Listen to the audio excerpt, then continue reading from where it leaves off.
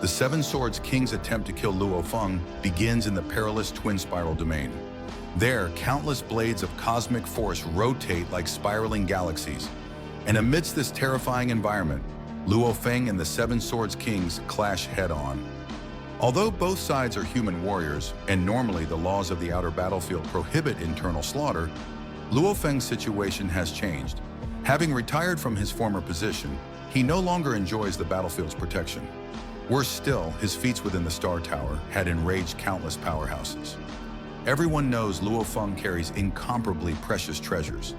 Everyone knows he walked out of the Star Tower alive, while others died in droves. And so, many ambitious kings believe that if they can kill Luo Feng, seize his treasures, and carve apart his legacy, their own destinies will change forever. The Seven Swords Kings, one of the most powerful groups of human kings, step forward not for justice, but for greed. Yet Luo Feng faces them alone, without calling a single one of his 10 king-level servants.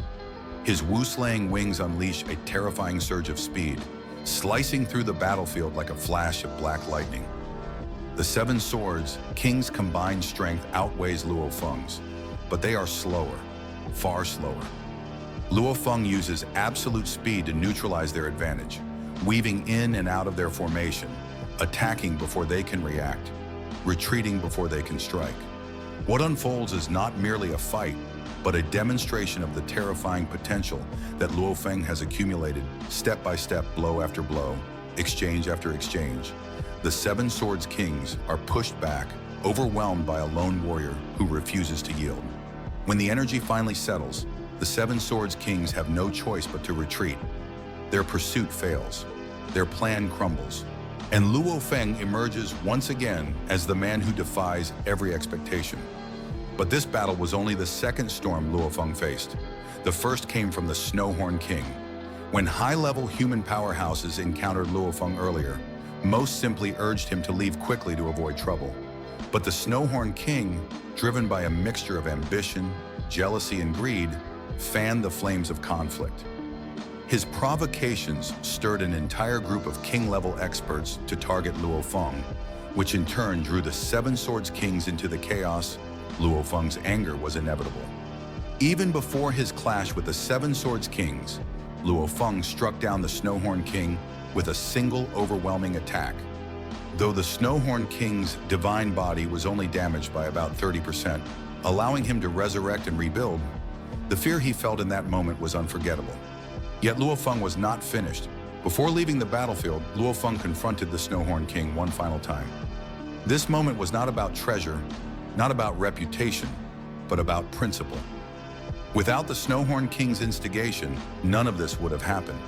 And so, under the gaze of the Seven Swords Kings, Luo Feng unleashed a ruthless and unstoppable attack, crushing the Snowhorn King completely, annihilating his divine body, erasing him from existence.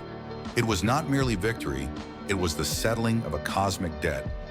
With both dangers behind him, Luo Feng returned to Chaos City. His title as the Blade River King, which had once shaken the universe, was removed, restoring his original identity. He met once again with True Stroke King and the Lord of Chaos City, then prepared for what should have been a peaceful return to Earth.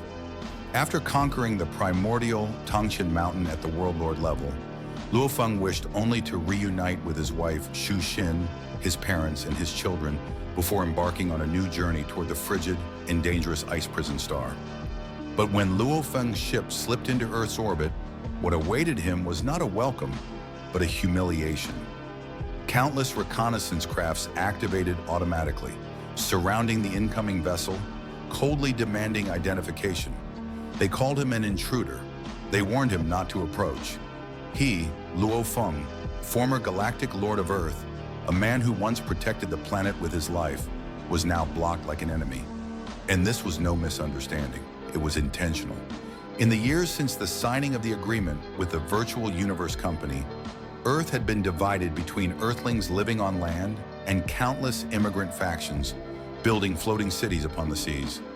At the time, both sides maintained peace, but that balance had quietly eroded. Immigrant factions had begun to exert pressure, treating Earthlings with growing arrogance. And now, with Luo Feng absent for so long, these factions dared to test his authority openly. even going so far as to intercept him at the planet he legally owned. The situation becomes even more infuriating when the preview reveals what happened to Luo Hai. After years of training away from home, Luo Hai finally returned. Piloting his ship toward Earth instead of a warm welcome, he was immediately surrounded, interrogated, and detained like a criminal.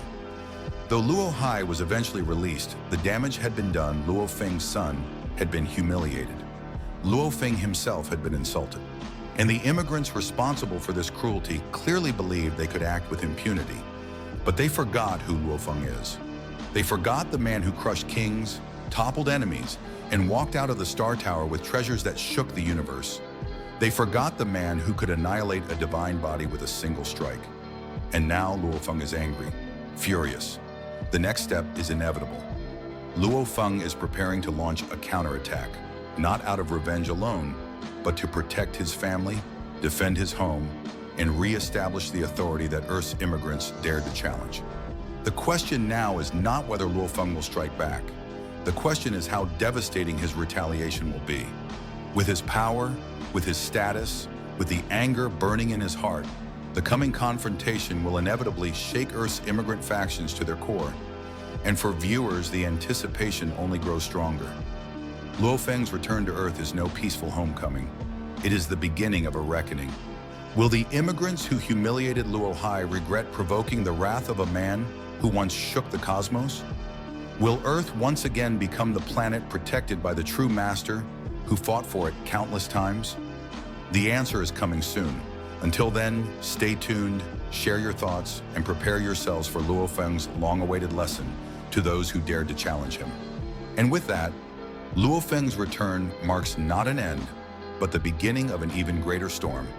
From the twin spiral domain to the very skies above Earth, every step he takes reshapes his fate and the fate of those who dare to stand against him.